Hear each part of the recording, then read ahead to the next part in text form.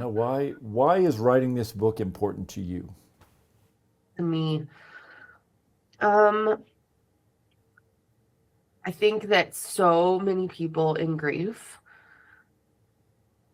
while they may have really well-meaning support, they feel so alone and so uncertain about what they're feeling and what the process is actually like, Mhm. that I feel like more material that feels accessible and written in very real, easy to grasp, easy to digest, even to jump around language is so important for the population that needs it. Yeah.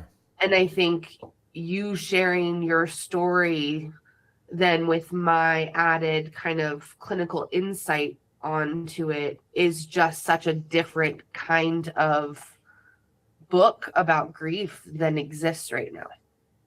Yeah, it's funny that That's that's for me. yeah, and I think it's funny because the first thing you seem to be talking about is the context of the individual, but within our culture, which is Mhm. that's a big thing for me too, because I always try and break it down in my head. You know, if somebody were to ask me what's the most important part about this book to you, I wouldn't be able to do just one thing, because it Mhm. would be like two categories. For the person that's grieving, I would want them to know that that their feelings are valid. Like however they're feeling is okay. It's a Mhm. part of grieving. But then there's this second part for people who are trying to support somebody who's grieving, Yeah. which is to not necessarily try and change what the grieving person is going through. Like this really complicated, like I had some friends around me that did a great job of knowing when I needed to be redirected, when I Mhm. was actually kind of wallowing in it. But the litmus test is always whether or not they were doing it for their own benefit because they were uncomfortable versus allowing me to feel what I was feeling. And that's something we don't do well as a culture. We're not taught how to sit with people in their grief. We want to cheer them up. We want to Mhm. remind them about the good times. We want to tell them how they're going to be okay.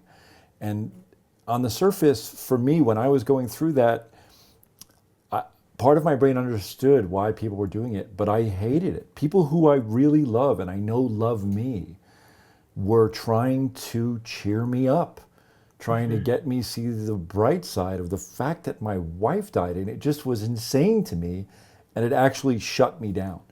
So, yeah, Absolutely. your point is well taken that this context, there's grief, which there's a ton of science about how what is the most appropriate way for us to handle loss, but that exists in this cultural context, Mhm. and it doesn't exist in isolation because we don't exist in isolation.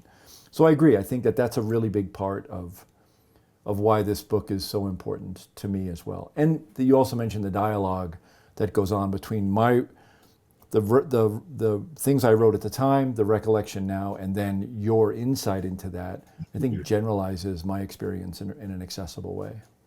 Yeah. And I think our addition, even more our addition of the kind of fourth part of each chapter, really hopefully lets the reader personalize the experience for themselves as well, Right. because we know we can't cover everything. We Yeah. know we can't cover all of the nuances that exist for a person in their grief.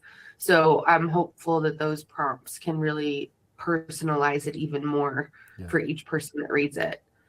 Yeah, I agree. And I think for me, one of the hardest parts was not having an action item.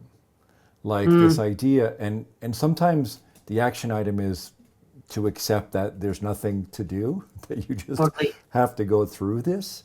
But I agree that the fourth part of each chapter, leaving people with a resource or an idea or something that they can take and implement in their life, in their situation, whatever their grief looks like, wherever they're at in their grief. Yeah, I think that's additionally helpful. And there are so many resources out there, far more than there used to be, even 10 years ago when I was going through this. And I'm Mhm. really grateful for that. But I do think that what we're trying to do is to coalesce some of those approaches into something that's a little bit more. It's not really cohesive, but it's just looking at it through multiple lenses. Mm-hmm. I mean, definitely trying to be more comprehensive, I would say. Yeah. Yeah. Yeah, And some of that for some of sure. that work is it's just so beautifully written. The recollections, the memoirs of people's grief and their experiences with whoever they lost, a child, a partner, a parent. They're so worth exploring for people. And And for me, I struggled with the idea that there was always a feeling of, I don't even really know how to describe it, but they were they were further down the road than I was, and I couldn't relate to the. It was melancholy, but it was also more hopeful Mhm. than was helpful for me at the time, Mhm. which is a crazy Which thing to is, say.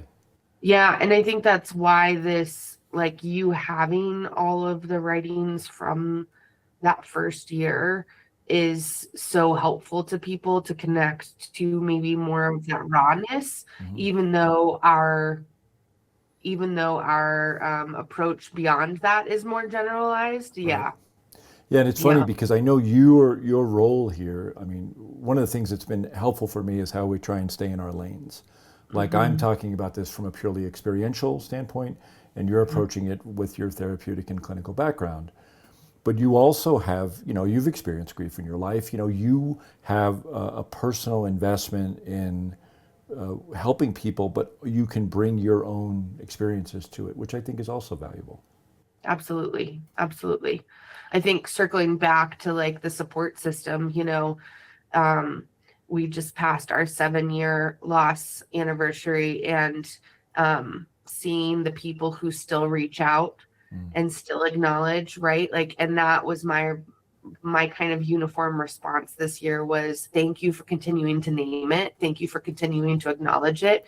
Like that support is so meaningful because I think it's not just about the rawness. So I think whenever people access this book in their Mm. grief journey is also going to be really helpful. Yeah, that's a great point because it's funny because as brutal and difficult and horrifying for me those first few days, weeks, and months were, I didn't realize how much of a comfort I was taking in the fact that people were focused on me and the kids Yes. and being there to support us. And I know we've talked about this phrase, when the casseroles stop coming, when Mhm. people stop showing up. And that's not a criticism to them. They have their own lives. Yep. They're not feeling this loss the same way that you are. But when we have people in our lives that can continue to show up, I still get texts from people on important days. Not every Yeah. year, not all the Great. time, but just knowing that somebody else is thinking about this is really helpful. It is. Absolutely. And I'm Yeah. excited about this. It's a strange thing to say, and I have these mental, emotional battles that go on with me still of taking value from any of this experience. But Yep. when I'm working on this book and I'm taking my experience and I'm able to put it into something that I think can be helpful to others, it does get me excited about what it can do. Well, I think the book represents a concrete version of what I say to all of my grieving clients, which is I wish I had never met you, and I'm so glad you're here. Yeah. So, like, that piece of I just really am so sorry that you're going through what you're going, but like you've got good support now. So like Yeah. I feel like the book will be that for people. Like I'm really sorry that you need this, and um, you know, a lot of these things are unavoidable. And so here's a good support to have while you're going through it. Yeah. So now I guess we should get back to work. Let's do it.